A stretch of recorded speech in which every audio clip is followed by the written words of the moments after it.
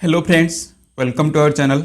दोस्तों, आज के इस वीडियो में हम 2011 सीटीईटी का जो प्रीवियस ईयर पेपर डिस्कस करेंगे। आज का टॉपिक है मैथमेटिक्स। और वीडियो को स्टार्ट करने से पहले आपसे रिक्वेस्ट है कि वीडियो को लाइक कीजिए और हमारे चैनल को ज़रूर सब्सक्राइब कीजिए। ठीक है दोस्तों, तो चलिए स्टार्ट करते हैं। तो देखिए आज का जो पहला question, which is true for a hexagonal pyramid. तो हेक्सागोनल पिरामिड में इनमें से कौन सा करेक्ट है। तो देखिए first option, it has 6 faces and each face is a hexagon. तो देखिए यहाँ पर इसने कहा कि इट हैज़ 6 फेसेस और each face is a hexagon. तो इसमें हेक्सागोनल फेस एक ही है, तो ये गलत हो जाएगा। और ऑप्शन 2 देखिए, it has a hexagonal base with 6 triangular faces. तो इसने कहा कि इसमें एक हेक्सागोनल बेस है। हाँ, इसमें एक हेक्सागोनल बेस है। और यहाँ पर कहा कि 6 triangular faces meeting at A point. तो यहाँ पर जो 6 ट्रायंगुलर फेसेस हैं ये एक पॉइंट पर क्या हो रहा है, मीट हो रहा है। तो ये इसका सही आंसर हो जाएगा ऑप्शन नंबर 2। ठीक है दोस्तों, फिर देखिए next question, the length of a rectangle is L and it's width is half of its length. तो देखिए हमने यहाँ पर क्या किया, एक रेक्टेंगल ड्रॉ कर लिया और उसने कहा कि लेंथ है एल, ठीक है, और विड्थ है लेंथ का हाफ, तो l/2। तो हमें उसने कहा फिर कि what will be the perimeter of the rectangle if the length is doubled keeping the width same. तो विड्थ अभी सेम रहेगा लेकिन लेंथ जो है ये डबल हो जाएगा, तो 2l हो जाएगा। तो हमें अभी क्या करना है, पेरीमीटर फाइंड करना है। तो पेरीमीटर का जो फॉर्मूला है 2 × में a + b। ठीक है दोस्तों, तो अभी हम क्या करेंगे, वैल्यू पुट कर देंगे। तो 2 × में 2l + l/2। तो अभी इसको सॉल्व करेंगे तो ये हो जाएगा 2 × में 5l/2 और ये यहाँ पर 2 और 2 कैंसिल हो जाएगा, तो 5l हमारा करेक्ट आंसर हो जाएगा। तो ऑप्शन नंबर 2 इसका correct 5l। In the following which is the greatest number. तो हमें बताना है कि यहाँ कौन सा जो है ग्रेटेस्ट नंबर है। ठीक है दोस्तों, तो देखिए ऑप्शन 1 में कहा कि 4 का स्क्वायर है। ऑप्शन 2 देखिए 2 × 2 × 2, तो यहाँ हो जाएगा 8, तो 8 का स्क्वायर। फिर ऑप्शन 3 देखिए 2 + 2 का होल स्क्वायर, फिर उसका भी होल स्क्वायर, तो 2 + 2 हो जाएगा 4 का स्क्वायर हो जाएगा कितना, 16, तो 16 का स्क्वायर। फिर ऑप्शन 4 देखिए 2 + 2 + 2, तो ये हो गया 6, तो 6 का स्क्वायर। ठीक है, तो देखिए यहाँ पर है 4, 8, 6 एंड 6 और 16 एंड 6, तो 16 सबसे बड़ा है, तो 16 का स्क्वायर भी सबसे बड़ा होगा। तो ऑप्शन नंबर 3 जो है ये सबसे ग्रेटेस्ट नंबर है, तो ये इसका राइट आंसर हो जाएगा। फिर देखिए a teacher asked in a class to represent 1/8। तो एक टीचर ने क्लास को कहा कि 1/8 रिप्रेजेंट करने के लिए, तो बच्चों ने कुछ इस तरह से फिगर ड्रॉ किया। तो हमें बताना है कि इनमें से कौन सा जो है इनकरेक्ट है। ठीक है, इनकरेक्ट। तो देखिए ऑप्शन 1, तो यहाँ पर ये जो है ये सारे के सारे पार्ट इक्वल हैं, यहाँ पर भी इक्वल है, तो ये जो है ये सही हो जाएगा। और ऑप्शन 2 देखिए यहाँ पर भी सब इक्वल हैं, तो ये भी सही हो जाएगा। ऑप्शन 4 में भी 1/8, ये 1 और ये टोटल 8 पार्ट हैं, तो ये भी करेक्ट है। लेकिन ऑप्शन 3 में देखिए यहाँ पर ये जो पार्ट हैं ये सारे के सारे इक्वल नहीं हैं, तो ये वाला जो है ये मतलब इनकरेक्ट है, तो ये हमारा आंसर हो जाएगा ऑप्शन नंबर 3। ठीक है, फिर देखिए यहाँ पर क्या किया कि एक नंबर दिया, तो इसको हम कैसे रीड करेंगे। तो देखिए यहाँ पर दिया है 4,07,928। ठीक है, 4,07,928। तो देखिए यहाँ पर ऑप्शन नंबर 4 में लिखा है 4,07,928, तो ये हमारा करेक्ट आंसर हो जाएगा। फिर देखिए इफ एन ऑपरेटर, ये जो ऑपरेटर एक मतलब एक सर्कल्ड प्लस है, इज डिफाइंड एज, तो 4 सर्कल्ड प्लस, तो 4 के बाद उसने क्या किया, 4 को लेकर 3 टर्म लिखा है, 4 + 5 + 6। यहाँ पर उसी तरह देखिए 5 सर्कल्ड प्लस फिर 4, तो 5 के बाद उसने 4 टर्म लिया। तो सर्कल्ड प्लस के बाद जितना जो भी नंबर है हम उतना ही टर्म लेंगे।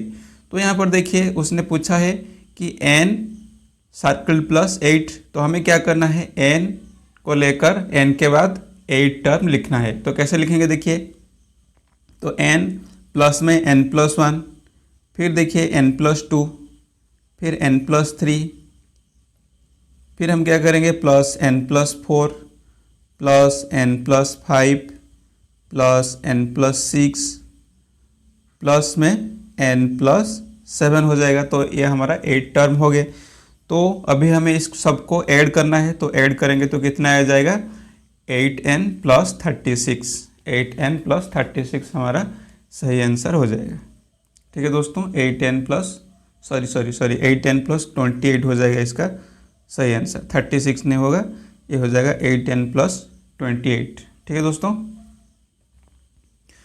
फिर देखिए these days prices have started rising, तो अभी इन दिनों प्राइसेस बढ़ रहा है। Which among the following graphs represent this situation, तो इस सिचुएशन को कौन सा जो ग्राफ है ये रिप्रेजेंट कर रहा है। तो देखिए ऑप्शन 1 देखिए यहाँ पर इंक्रीज तो हो रहा है लेकिन फिर डिक्रीज हो गया। ऑप्शन 2 में भी इंक्रीज नहीं हो रहा।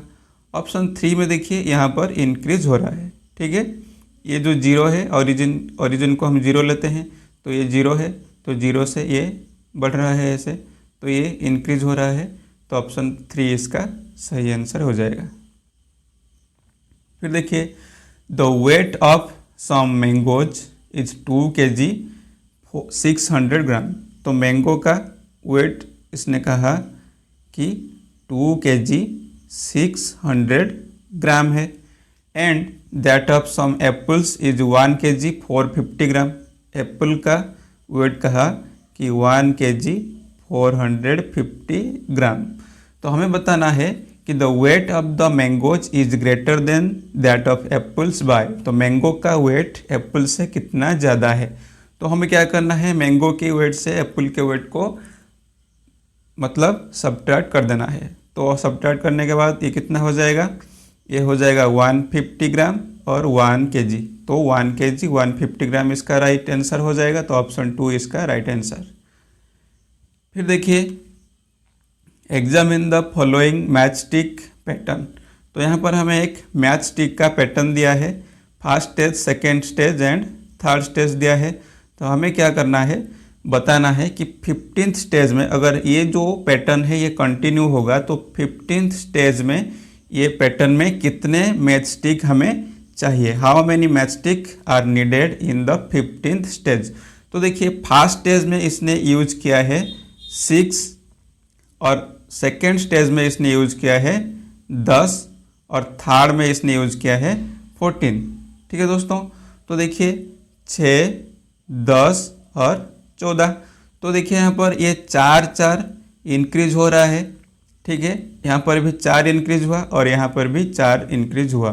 तो देखिए ये जो पैटर्न है ये एक एफपी का पैटर्न है। एफपी मतलब अरिथमेटिक प्रोग्रेशन। अरिथमेटिक प्रोग्रेशन में तो हमें निकालना है कि इसी तरह अगर ये कंटिन्यू होगा तो 15th स्टेज में हमें कितना नंबर चाहिए। तो देखिए कैसे करेंगे, तो n15 हमें निकालना है। ठीक है, तो 6, 10 और 14 हमें निकालना है 15th स्टेज, तो n15, तो इसका जो फॉर्मूला है a, ठीक है दोस्तों, a + n-1 × d, तो a हो जाएगा कितना 6 + n-1, तो n हो जाएगा 15, 15 - 1 यानी कि 14 × d मतलब 4, तो 14 × 4 ये हो जाएगा कितना 56 + 6, तो 62। ठीक है दोस्तों, 62 हमारा राइट आंसर हो जाएगा, ऑप्शन नंबर 4 62। फिर देखिए look at the following table, यहाँ पर एक टेबल दिया है जिसमें एक कुछ स्टेशन के नाम दिए हैं और बस 1, बस 2 और बस 3 ये दिया है। ये कब कब निकलते हैं और कब उस स्टेशन पर पहुंचते हैं, ये उसका टाइम दिया है। तो हमें बताना है कि कौन सा बस सबसे कम टाइम में जो दिल्ली से मथुरा तक पहुंचेगा। ठीक है, तो देखिए यहाँ पर ऑप्शन जो बस वन क्या कर रहा है, मतलब 19:15 यानी कि 7:15 से निकलकर पहुंच रहा है 12:40 पर। ठीक है, तो निकलता है 7:15 में और पहुंचता है 12:40 में। तो इसको लगा कितना, 5 आवर 25 मिनट। ठीक है, 5 आवर 25 मिनट। उसी तरह बस 2 देखिए, ये 12:30 बजे निकलता है और 18:10 यानी कि 6:10 पर पहुंचता है। ठीक है दोस्तों, तो ये इसको लगा कितना, 5 आवर 40 मिनट। फिर देखिए बस 3, ये निकलता है मतलब 16:45, मतलब 4:45 में ये निकला और मथुरा में कब पहुंचा, 21:55, तो 9:55 पर ये पहुंचा। तो इसको लगा कितना, 5 आवर 10 मिनट। ठीक है, तो देखिए बस 1, ये है बस 1, ये बस 2 और ये बस 3। तो बस 3 को सबसे कम टाइम लगा, तो बस 3 इसका सही आंसर हो जाएगा, ऑप्शन 3 बस 3। ठीक है, फिर देखिए दोस्तों, in dice the numbers on the opposite faces add up to 7, which among the following will fold into a dice. तो देखिए एक डाइस में जो नंबर होते हैं 1 से लेकर 6 तक होते हैं। अगर हम अपोजिट फेस को ऐसे ऐड करेंगे, तो अपोजिट फेस में हम जब ऐड करेंगे तो ये होगा हमारा कितना, 3 होगा, मतलब 7 होगा, सॉरी 3 नहीं होगा, 7 होगा।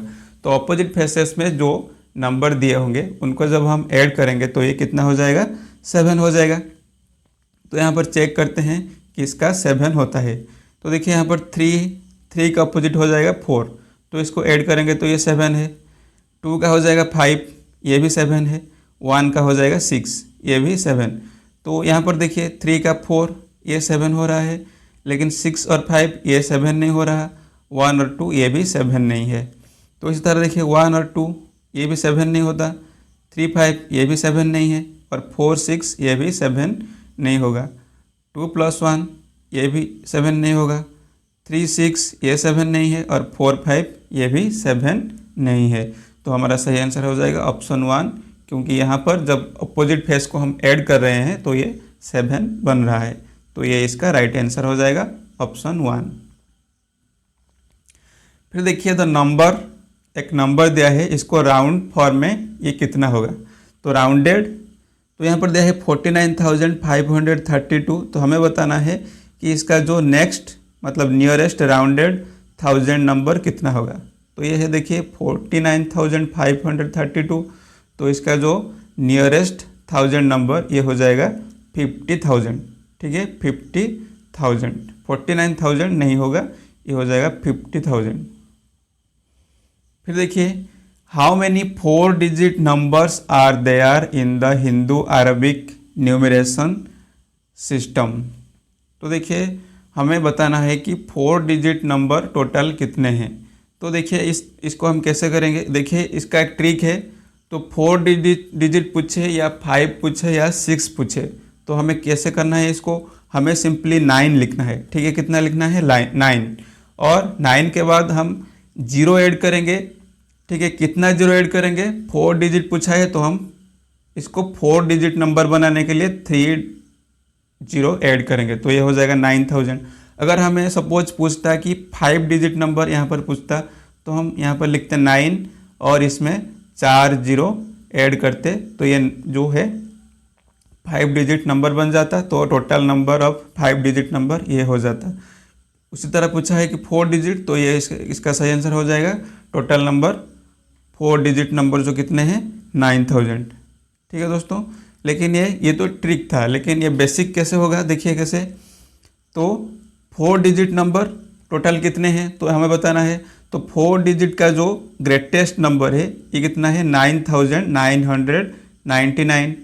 तो इसमें से हम माइनस करेंगे 3 डिजिट का ग्रेटेस्ट नंबर जो कि 999 है।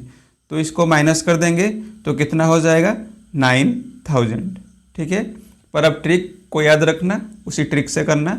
ये मतलब पेन को टच भी नहीं करना पड़ेगा, हमारा आंसर हो जाएगा। ठीक है, फिर देखिए यहाँ पर कहा है कि ये एक यहाँ पर एक फिगर दिया है। ये जो फिगर है ये 3/4 ऑफ ए यूनिट, एक यूनिट का ये 3/4 पार्ट है। हमें बताना है कि व्हाट विल बी 1.5। ठीक है, तो देखिए यहाँ पर पूछा है 1.5, तो 1.5 को हम इस तरह लिख सकते हैं कि 3/2। 1.5 को हमने लिख दिया 3/2। यहाँ पर दिया है 3/4, तो देखिए हम जब 3/4 में 2 को क्या करेंगे, मल्टीप्लाई करेंगे, तो ये हो रहा है 3/2। ठीक है, तो 3/2 जो है ये 3/4 का क्या है, डबल है। ठीक है दोस्तों, 3/2 जो है ये 3/4 का डबल है। तो ये अगर 3/4 है तो इसका जो डबल है ये हो जाएगा 1.5। तो इसमें देखिए कौन सा जो है इसका डबल है, तो ऑप्शन 3 देखिए, ये वाला जो है ये इसका डबल है। तो ऑप्शन 3 इसका करेक्ट आंसर हो जाएगा। फिर देखिए a rhombus has diagonals of length 8 centimetre and 6 centimetre, find its perimeter. तो हमें कहा है कि एक रोम्बस का जो डायगोनल है, एक डायगोनल है और ये भी एक डायगोनल है। तो हमें कहा है कि रोम्बस का जो डायगोनल है 8 सेंटीमीटर एंड 6 सेंटीमीटर। देखिए हमें पता है कि रोम्बस जो है ये डायगोनल को बाइसेक्ट करता है। रोम्बस में डायगोनल ये बाइसेक्ट करते हैं।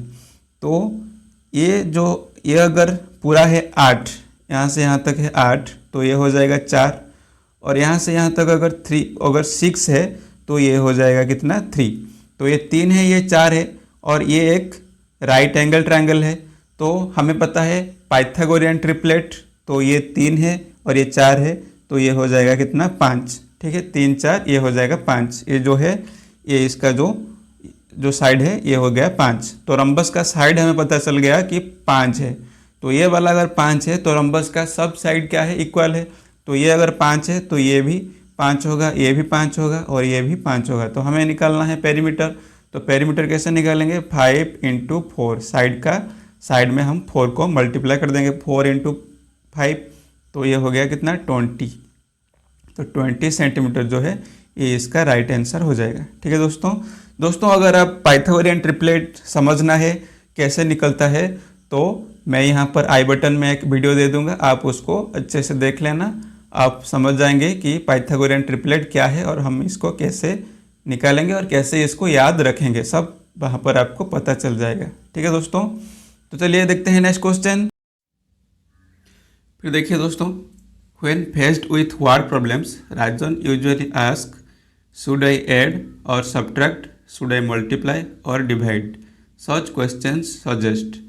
तो जब भी राजन कोई वर्ड प्रॉब्लम करता है तो वो हमेशा पूछता है कि मैं ऐड करूं या फिर सब्ट्रैक्ट करूं, मल्टीप्लाई करूं या डिवाइड करूं। तो ये उसको समझ में नहीं आ रहा है कि वो क्या करेगा। ठीक है, तो ये क्यों पूछ रहा है, तो देखिए option, Rajan seeks opportunities to disturb the class, Rajan को क्लास को डिस्टर्ब करना है, या फिर Rajan has problems in comprehending language, Rajan को जो लैंग्वेज को समझने में प्रॉब्लम हो रही है, या फिर Rajan lacks understanding of number operation, तो राजन को नंबर ऑपरेशन करने में जो परेशानी हो रही है, या फिर Rajan can not add and multiply, Rajan add या मल्टीप्लाई नहीं कर सकता। तो देखिए इसका जो सही आंसर है ये हो जाएगा क्या, Rajan has problems in comprehending language, तो राजन को लैंग्वेज को समझने में परेशानी हो रही है। ठीक है दोस्तों, तो ये इसका सही आंसर हो जाएगा।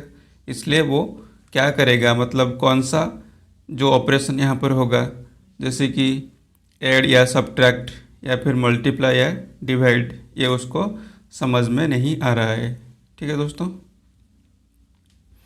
फिर देखिए, when teaching shapes a teacher can plan a trip of historical places as, तो जब भी कोई टीचर शेप्स पढ़ा रहे होंगे तो वो एक हिस्टोरिकल प्लेस को मतलब ट्रिप कर सकते हैं। तो ये इसके पीछे रीज़न क्या है, तो देखिए she has completed most of the syllabus well in time and needs to provide leisure।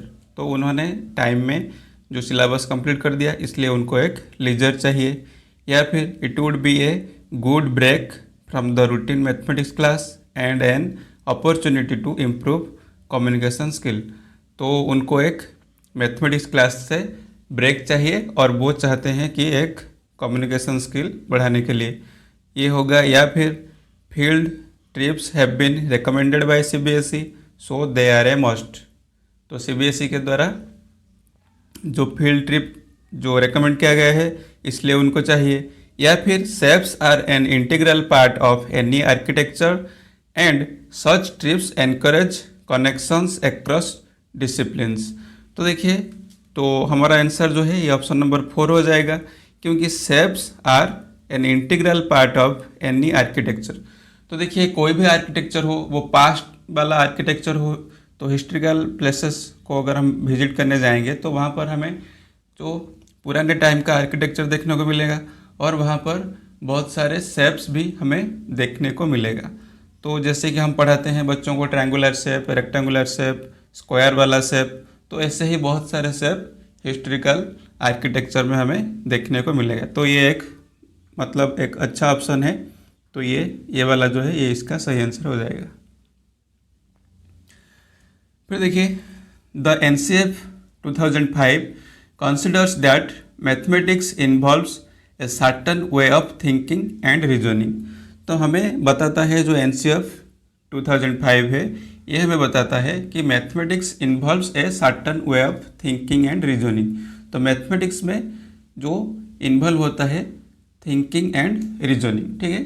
तो from the statements given below pick out one which does not reflect the above principal.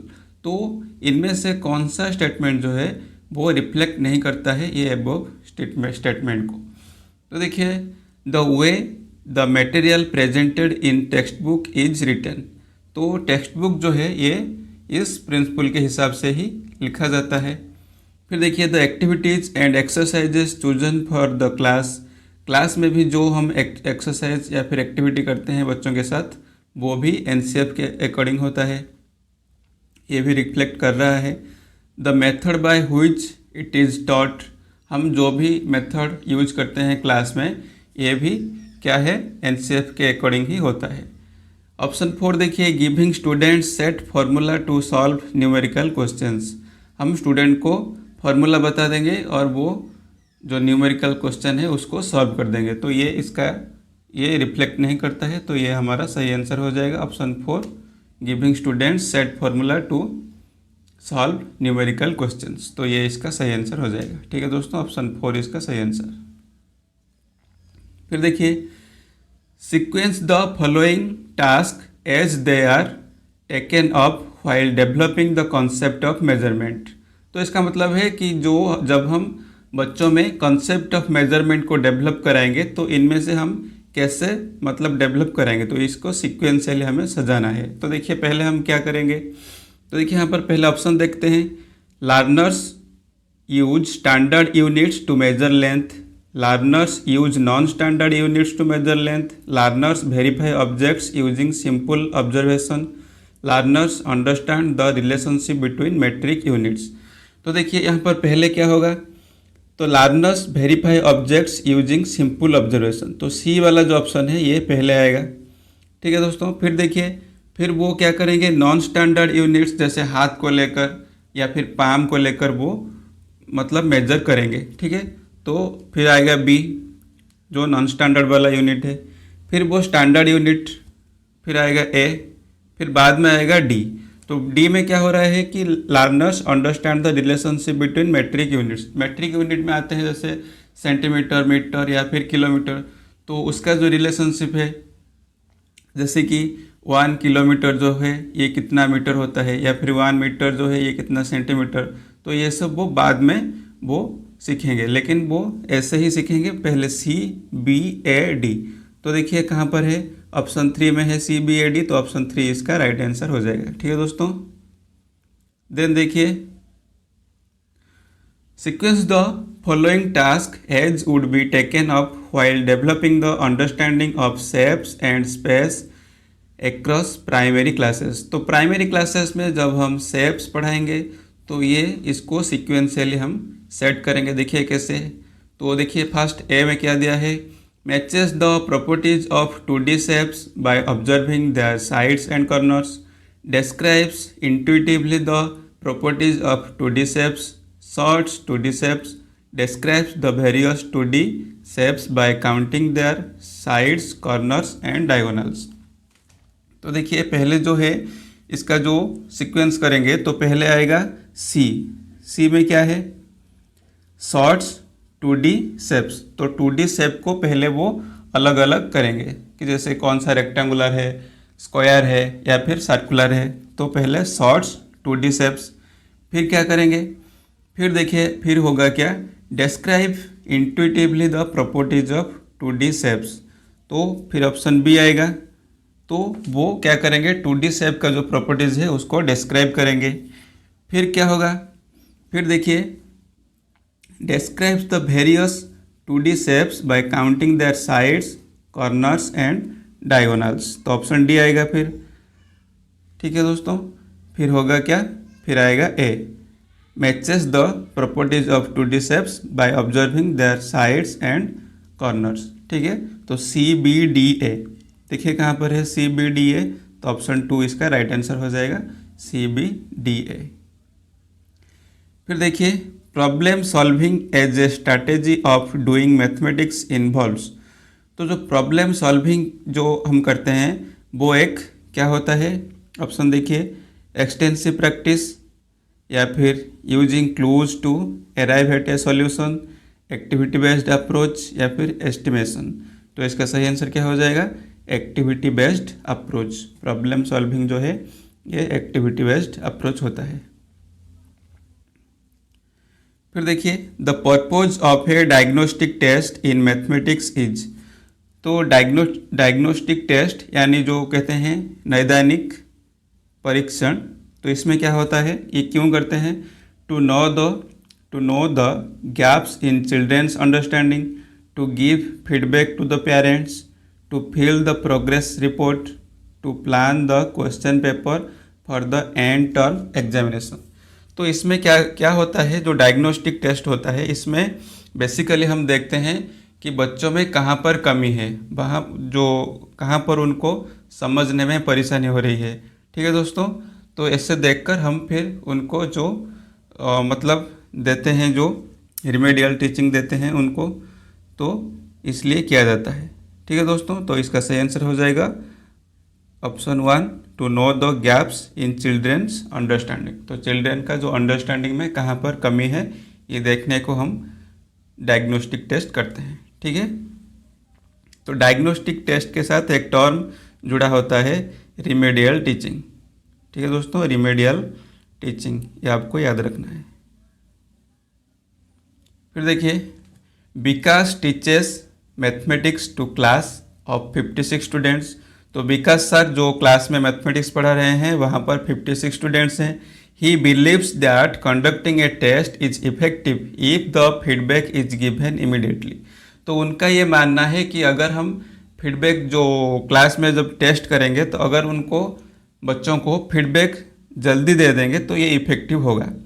He conducted a short class test of 10 mark. तो उन्होंने एक short class test किया जो कि 10 mark का था।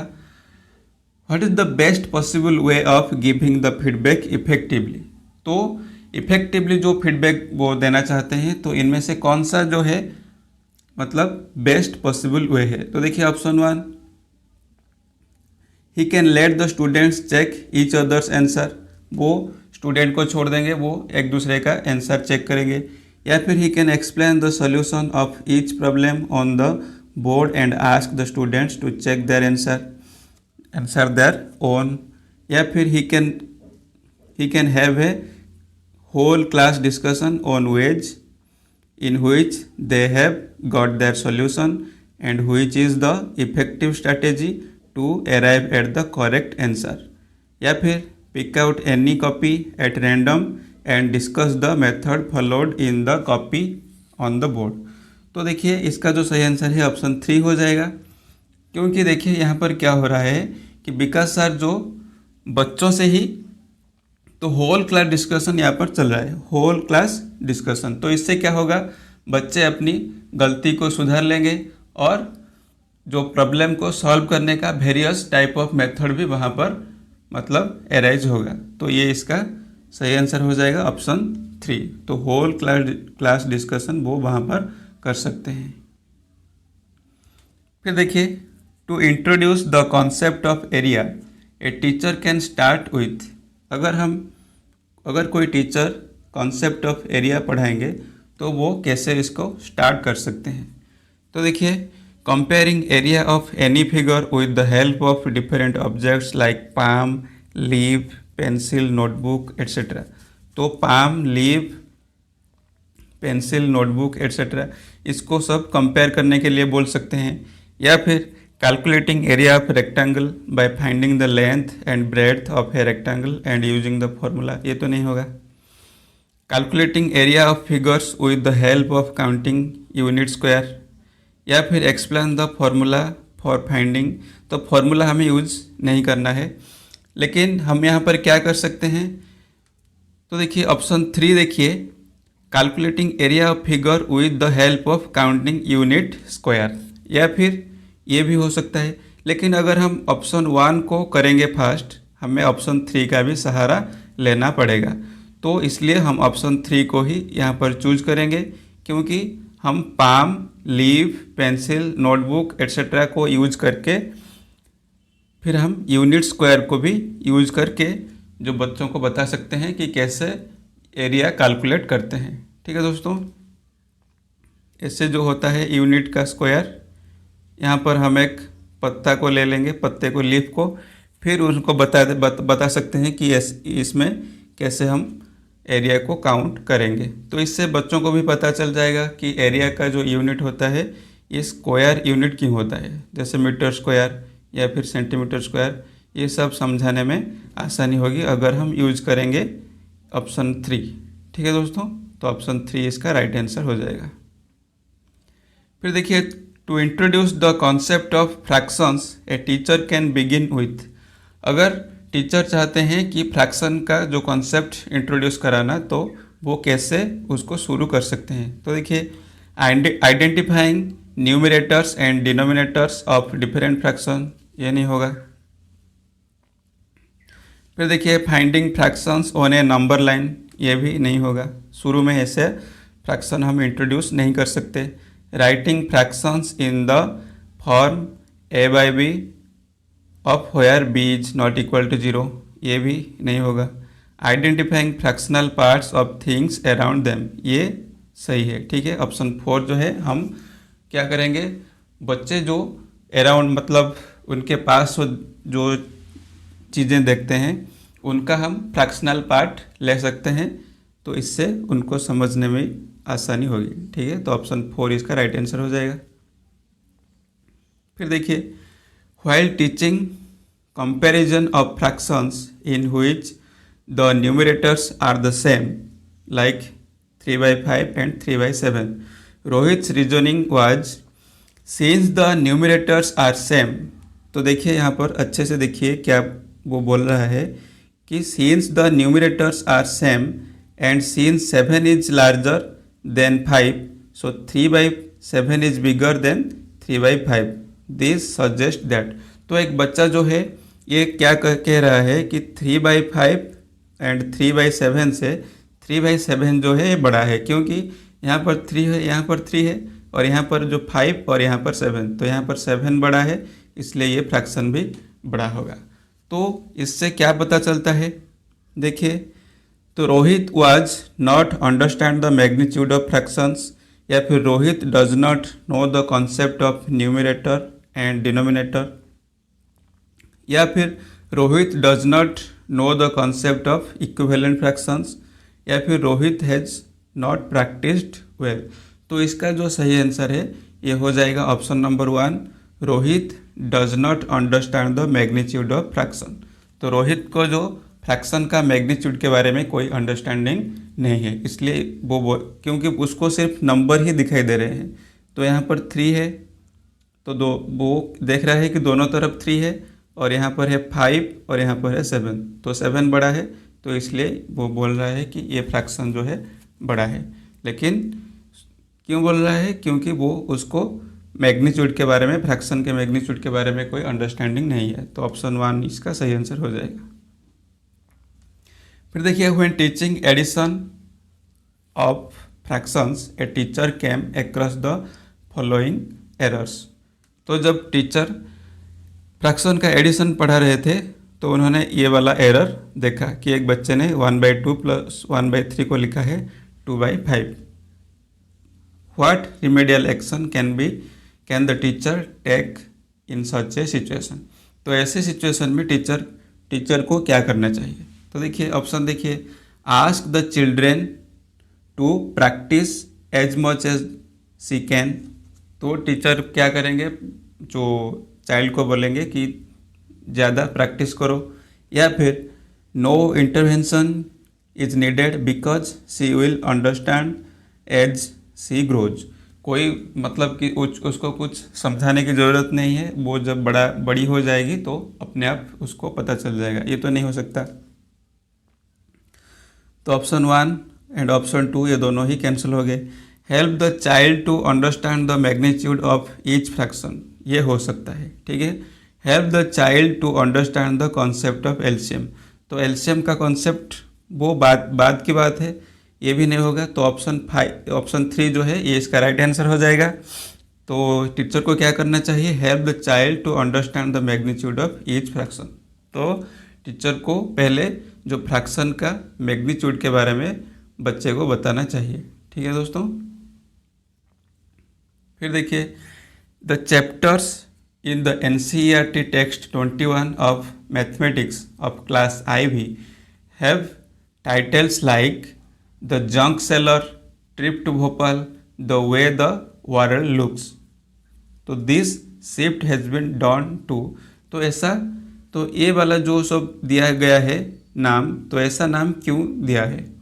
तो देखिए ऑप्शन 1 देखिए, challenge the students to guess the mathematical content in the chapters, या फिर मेक देम अंडरस्टैंड डिफरेंटली, या फिर make it interesting by relating it to everyday life, और know about selling junk and travelling.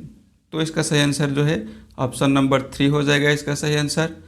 तो देखिए यहाँ पर ये सब नाम देने में वो क्या होता है कि जो क्लासरूम टीचिंग को हम एवरीडे लाइफ के साथ जोड़ सकते हैं, तो उसमें एक कनेक्शन पैदा होगा, जिससे वो क्लासरूम टीचिंग को अपने एवरीडे लाइफ में जो सारे एक्सपीरियंस है उनको वो समझ सकते हैं। तो इसलिए ऑप्शन 3 इसका राइट आंसर हो जाएगा। फिर देखिए, to be a good mathematician one must be able to. तो हमें एक गुड मैथमेटिशियन होने के लिए हमें क्या चाहिए? तो ऑप्शन 1 देखिए, memorise most of the formula, ये नहीं होगा। Solve the problem in no time, हमें जल्दी प्रॉब्लम को सॉल्व करना होगा, ये भी नहीं होगा। Understand, apply and make connections across the concept, तो ये इसका राइट आंसर हो जाएगा। Understand, apply and make connections across the concept, ठीक है। Master the techniques of answering question, ये भी नहीं होगा। तो ऑप्शन 3 इसका राइट आंसर हो जाएगा। फिर देखिए, start a discussion in the class on things in the child's environment which roll and slide. तो help children to look at their shapes and see how some things roll and others slide. Suggestions like this have been given in the NCERT textbook of class 2 to help teacher understand that। तो ये वाला जो है NCERT book में ये वाला जो suggestion teacher के लिए दिया गया है, तो ये क्यों दिया गया है? Discussion is the best strategy for the mathematics classroom, या फिर it is imperative for teacher to draw the children's attention to the things around them, या फिर discussion supplemented with demonstration help students understand concepts better, discussions bring multiple perspectives into the classroom। तो देखिए इसका जो सही answer है option 3 हो जाएगा। Discussions supplemented with demonstration help students understand concept better. तो अगर हम डिस्कशन करेंगे क्लासरूम में एंड जो इसके जो एनवायरनमेंट में जो थिंग्स है उसको भी हम दिखाएंगे कि देखिए ये वाला जो है ये स्लाइड कर रहा है और ये वाला रोल कर रहा है, ठीक है। तो इससे क्या होगा, स्टूडेंट को कॉन्सेप्ट के बारे में एक बेटर अंडरस्टैंडिंग मिल पाएगा, ठीक है। तो ऑप्शन 3 ये राइट आंसर हो जाएगा। Discussion supplement with demonstration help students understand concept better, ठीक है दोस्तों। तो ये वाला जो है ये इसका राइट आंसर हो जाएगा। तो दोस्तों यहीं पर ये वीडियो ख़त्म होता है। अगर आपको ये वीडियो पसंद आए तो लाइक कीजिए और हमारे चैनल को ज़रूर सब्सक्राइब कीजिए, और अगर कोई सवाल है आपके मन में तो ज़रूर कमेंट करके बताइए, ठीक है दोस्तों। तो मिलते हैं नेक्स्ट वीडियो में, तब तक के लिए जय हिंद।